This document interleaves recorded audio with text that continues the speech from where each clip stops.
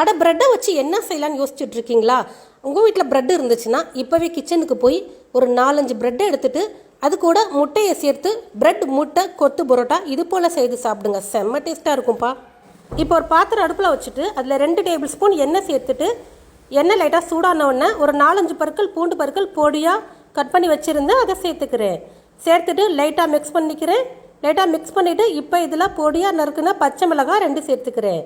2 பச்சை மிளகாய் பொடியாக நறுக்கி சேர்த்துக்கோங்க. இது கூடவே கொஞ்சமாக கருவேப்பிலை இலைகள், ஒரு மீடியம் சைஸ் பெரிய வெங்காயம் இது போல் பொடியாக கட் பண்ணி வச்சுருக்கேன், அதையும் சேர்த்துக்கிறேன். சேர்த்துட்டு இந்த வெங்காயம் பச்சை வாசம் போய் லைட்டாக வதங்கி வரட்டும். இப்போ பாருங்கள், வெங்காயம் நல்லாவே வதங்கி வந்துருச்சு. இப்போ தக்காளி பழம் ஒரே ஒரு பழம் கட் பண்ணி வச்சுருந்தேன், அதை சேர்த்துக்கிறேன். சேர்த்துட்டு நல்லா லைட்டாக மிக்ஸ் பண்ணி கொடுத்துக்கிறேங்க. இது போல் மிக்ஸ் பண்ணிவிட்டு இப்போ இதில் காரத்துக்கு மிளகாத்தூள் 1 ஸ்பூன் சேர்த்துக்கிறேன், மஞ்சள் தூள் ஒரு 1/4 ஸ்பூன் சேர்த்துக்கிறேன். இது கூடவே மல்லித்தூள் ஒரு 3/4 ஸ்பூன் சேர்த்துக்கிறேன். கரம் மசால் தூளும் ஒரு 3/4 ஸ்பூன் அளவுக்கு சேர்த்துக்கிறேன். சேர்த்துட்டு லைட்டாக மிக்ஸ் பண்ணிக்கிறேன். இப்போ மசாலா தூள்லாம் சேர்த்துட்டு அடுப்பை மீடியமாக வச்சு லைட்டாக மிக்ஸ் பண்ணிக்கோங்க, கறியை விட்டுறக்கூடாது. இப்போ பாருங்கள், நான் ப்ரெட்டு சேர்த்துக்கிறேன். நான் ஒரு 6 ஸ்லைஸ் ப்ரெட் எடுத்திருக்கேன். நான் இன்றைக்கி கோதுமை ப்ரெட்டு தாங்க எடுத்துருக்கிறேன். நீங்கள் மைதா ப்ரெட் இருந்தாலும் எடுத்துக்கலாம். இப்போ இது போல் கட் பண்ணிக்கிறேன். கட் பண்ணிவிட்டு சேர்த்துக்கிறேன். இந்த ப்ரெட்டு முட்டை கொத்து ரொம்பவே சூப்பராக இருந்துச்சு. வீட்டில் ப்ரெட்டு உங்கள் வீட்டில் இருந்துச்சுன்னா என்னடா செய்யலான்னு யோசிச்சுட்டு இருக்காமல் அந்த டைமில் இது போல் நீங்கள் செய்து சாப்பிடுங்க. நிறைய பேர் ப்ரெட்டு வச்சு முட்டை வச்சு செஞ்சுருப்பீங்க, ஸ்வீட் சேர்த்து செஞ்சுருப்பீங்க. இது காரமாக சாப்பிட்றதுக்கு சும்மா வேறு லெவலில் இருந்துச்சு.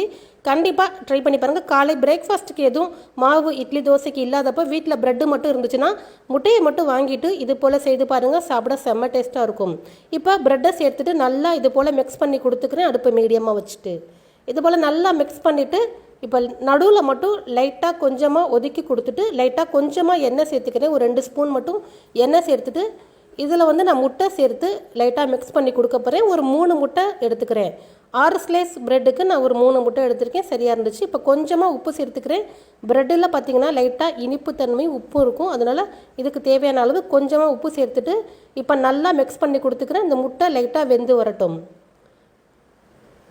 இது போல் நல்லா வெந்து வந்தோடனே நல்லா இது போல் மிக்ஸ் பண்ணி கொடுத்துக்கிறேன். அடுப்பை மீடியமாக வச்சு மிக்ஸ் பண்ணுங்கள், கரிஞ்சிடக்கூடாது. இப்போ பாருங்கள், நல்லா ஒரே சைடாக எல்லாமே நல்லா மிக்ஸ் பண்ணி கொடுத்துக்கிறேன். எல்லா சைடும் படுற மாதிரி நல்லா மிக்ஸ் பண்ணிவிட்டு இப்போ இது போல் ஒரு ஷார்ப்பான டம்ளர் எடுத்துக்கிறேன். இது போல் கொத்தி கொடுத்துக்கலாம்.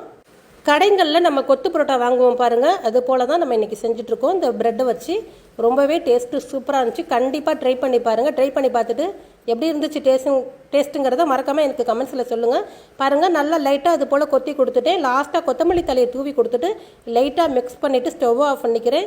ரொம்பவே சூப்பரான ப்ரெட்டு முட்டை கொத்து ரெடி ஆயிடுச்சுங்க. நல்லா சுட சுட சாப்பிட்றதுக்கு சும்மா வேறு லெவலில் இருக்கும். கண்டிப்பாக ட்ரை பண்ணி சாப்பிடுங்க. பாருங்கள், பார்க்கவே எவ்வளோ சூப்பராக இருக்குது, சாப்பிடவும் வேறு லெவல் டேஸ்ட்டில் இருந்துச்சுங்க. இப்போ சூடாக செஞ்சோன்னே பரிமாறுங்க.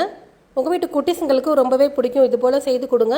செய்து பார்த்துட்டு எப்படி இருந்துச்சுங்கிறத மறக்காமல் கமெண்ட்ஸில் சொல்லுங்கள். வீடியோ பிடித்திருந்தால் எல்லாத்துக்கும் ஷேர் பண்ணுங்கள். நம்ம பேஜை ஃபாலோ பண்ணாதவங்க ஒரு ஃபாலோ கொடுத்துருங்க. வீடியோவுக்கு மறக்காமல் ஒரு லைக் கொடுத்துருங்க. ஓகே ஃப்ரெண்ட்ஸ், செய்து பார்த்துட்டு எப்படி இருந்துச்சுங்கிறத மறக்காமல் சொல்லுங்கள்.